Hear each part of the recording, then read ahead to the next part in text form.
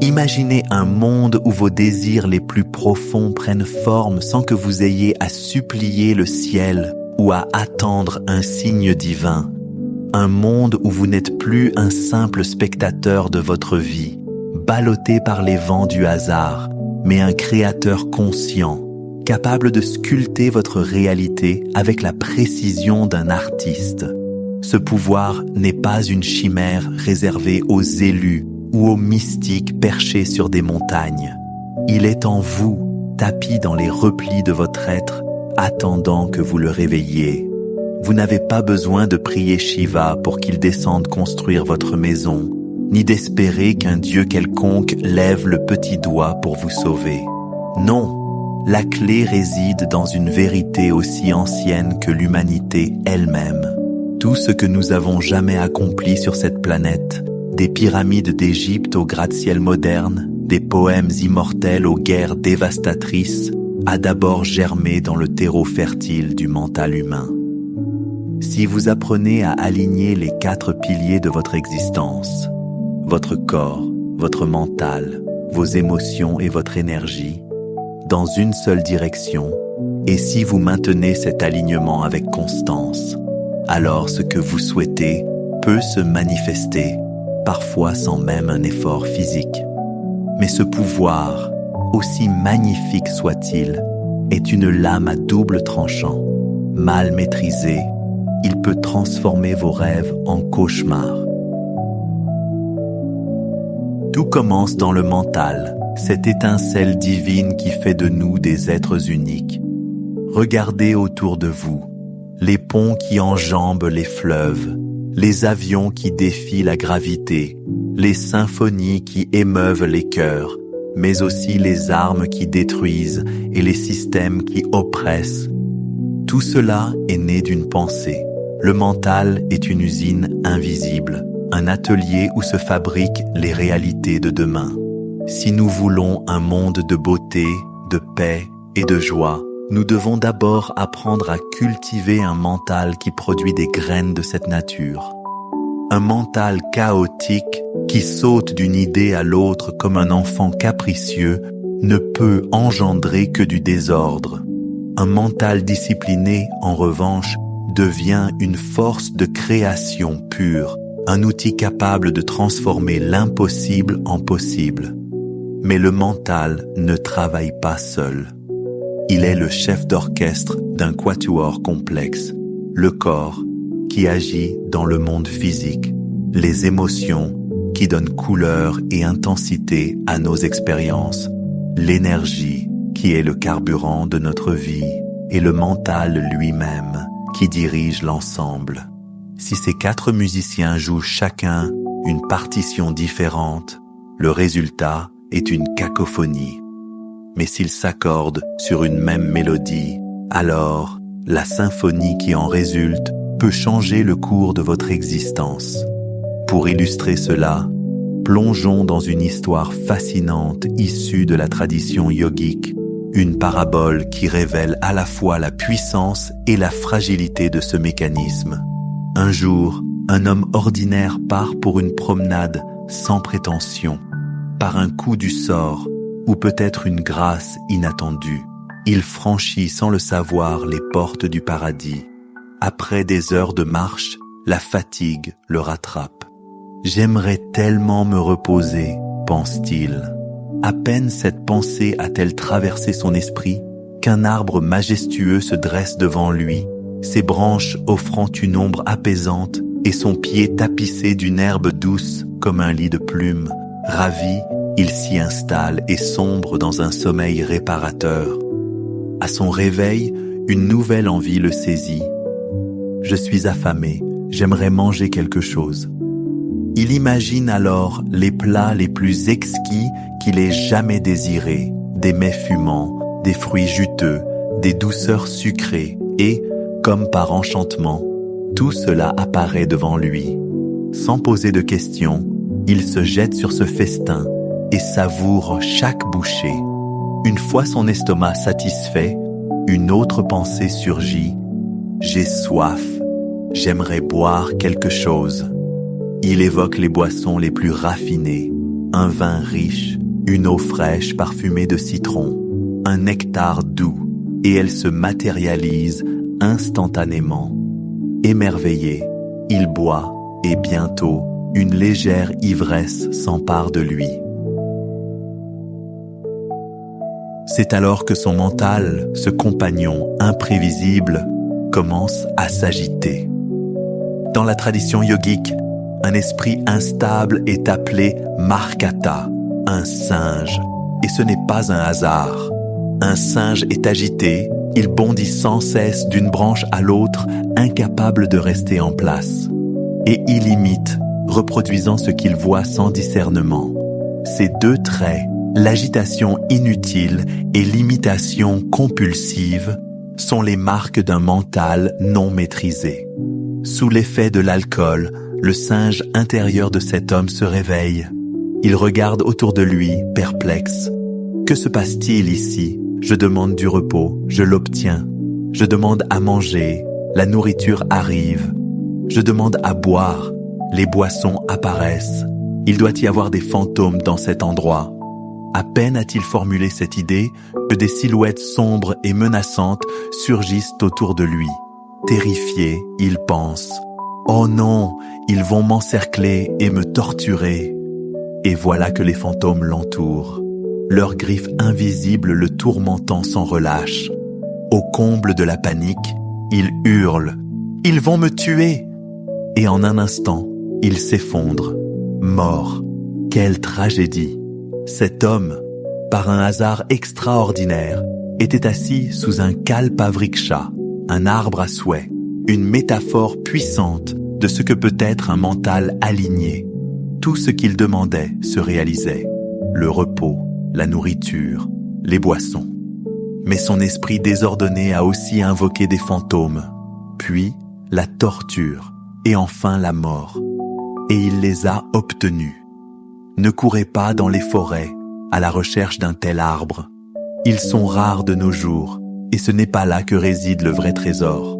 Le kalpavriksha authentique, c'est vous, lorsque votre mental atteint un état de stabilité et de clarté. Si vous organisez vos pensées, vos émotions, votre corps et votre énergie dans une seule direction, vous devenez cet arbre magique. Ce que vous souhaitez se manifeste, parfois sans que vous ayez à lever le petit doigt. Mais si votre mental est un singe ivre, incapable de tenir une direction, il risque de transformer vos rêves en cauchemars. Pourquoi est-ce si difficile? Parce que la plupart d'entre nous ne savent pas ce qu'ils veulent vraiment. Ou pire, nous le savons, mais nous nous sabotons avec des pensées contradictoires. Prenons un exemple concret. Imaginez que vous rêvez de construire une maison. Vous visualisez une belle demeure avec un jardin fleuri et une vue apaisante. Mais à peine cette image se forme-t-elle dans votre esprit que des doutes surgissent. Je n'ai pas assez d'argent. C'est trop compliqué. Ça ne marchera jamais. Chaque impossible que vous prononcez est une pierre que vous jetez sur votre propre chemin. Vous voulez quelque chose, mais en même temps, vous dites « je n'en veux pas ». Ce conflit intérieur est le plus grand obstacle à la création. Comparez cela à une personne simple, animée d'une foi pure. Elle va au temple, s'agenouille et dit « Shiva, je veux une maison. Fais-le pour moi ». Dans son esprit, il n'y a ni doute ni calcul. Elle croit, et souvent, contre toute attente, son vœu se réalise. Pas parce que Shiva descend avec une truelle, mais parce que son mental ne crée pas de barrière. Dieu, ou la source de la création, a déjà fait son travail en façonnant cet univers stupéfiant. Le reste est entre vos mains. Ce pouvoir de création n'est pas une question de chance, de privilège ou de destin. C'est une science, une mécanique intérieure que vous pouvez apprendre à maîtriser. Tout repose sur l'alignement de ces 4 dimensions fondamentales: le corps, le mental, les émotions et l'énergie. Imaginez que vous êtes un conducteur et que ces 4 éléments sont les roues de votre véhicule. Si chaque roue pointe dans une direction différente, vous tournez en rond ou vous vous écrasez.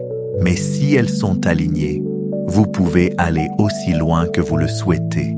Le mental est le volant. Il donne la direction. Les émotions sont l'accélérateur. Elles amplifient votre élan. L'énergie est le moteur. Elle fournit la puissance. Et le corps est le châssis. Il porte le tout dans le monde physique. Quand ces 4 éléments avancent en harmonie, votre capacité à manifester devient presque illimitée. Mais il y a un piège. Ce pouvoir, s'il est mal utilisé, peut se retourner contre vous. Regardez notre monde aujourd'hui. La technologie, qui aurait dû être une bénédiction, est devenue une menace. Les avancées qui nous ont offert confort et abondance. Les voitures, les avions, l'électricité détruisent aussi notre planète parce que nous agissons de manière compulsive, sans conscience. De la même façon, un mental mal dirigé peut créer des désastres dans votre vie personnelle. Si vous passez vos journées à ressasser la peur, la colère ou le doute, vous plantez les graines de ces réalités. C'est pourquoi la première étape est de clarifier ce que vous voulez vraiment. Pas ce que la société vous dit de vouloir. Une grosse voiture, une maison luxueuse, un statut social, mais ce qui résonne au plus profond de vous. Pour la plupart d'entre nous, c'est simple. Nous voulons la paix, la joie, l'amour, la santé. En termes yogiques, nous cherchons l'agréable dans notre corps, notre esprit, nos relations et notre énergie. Alors, comment y parvenir? Commencez par un engagement clair. Chaque matin, prenez un moment pour vous poser cette question. Aujourd'hui, qu'est-ce que je veux créer? Dites-vous, où que j'aille, je vais semer la paix, la joie et l'amour pour moi et pour ceux qui m'entourent. Ne vous découragez pas si vous trébuchez. Si vous tombez 100 fois dans la journée, relevez-vous 100 fois. Chaque chute est une leçon, pas un échec. Quand vous vous engagez ainsi, votre mental commence à s'organiser. Vos pensées cessent de zigzaguer comme un singe agité et se concentrent sur une seule direction. Et lorsque vos pensées s'alignent, vos émotions suivent. La peur et la frustration cèdent la place à la confiance et à l'élan. Puis, votre énergie s'éveille, vibrant avec une force nouvelle. Enfin, votre corps se met au diapason, devenant un outil au service de votre vision. À ce stade, vous n'êtes plus une marionnette du destin. Vous êtes un créateur. Prenons un exemple du quotidien pour ancrer cela. Disons que vous voulez améliorer votre santé. Vous pourriez commencer par imaginer un corps plein de vitalité. Vous vous voyez marcher avec énergie, respirer librement, dormir profondément. Mais si, dans la foulée, vous pensez « Je n'ai jamais réussi à tenir un régime. Je suis trop fatigué pour faire du sport. Ça ne marchera pas. » Vous sabotez votre propre intention. À l'inverse, si vous maintenez cette vision positive sans la polluer de doute, et si vous l'accompagnez d'actions simples, une marche quotidienne, une alimentation consciente, alors votre corps, votre mental et vos émotions commenceront à s'aligner dans cette direction. Avec le temps, l'énergie suivra et ce qui semblait impossible deviendra réalité. Ce n'est pas de la magie, c'est la puissance d'un système humain bien orchestré. Ce processus n'est pas réservé aux saints ou aux yogis. C'est une technologie intérieure accessible à tous. Et c'est l'essence même du yoga, pas les postures acrobatiques que vous voyez sur les tapis, mais la science de l'alignement intérieur. Vous êtes déjà connecté à la source de la création, cette force qui fait battre votre cœur, pousser les arbres et tourner les étoiles. La question est, saurez-vous en faire un allié conscient? Si vous organisez ces 4 piliers de votre être, vous ouvrez une porte vers cette source.